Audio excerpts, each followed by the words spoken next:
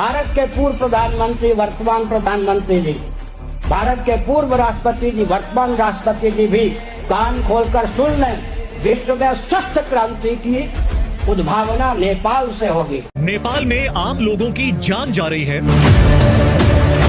नेपाल भव्य रूप धारण करेगा, भारत इससे शिक्षा लेगा। हर हर महादेव।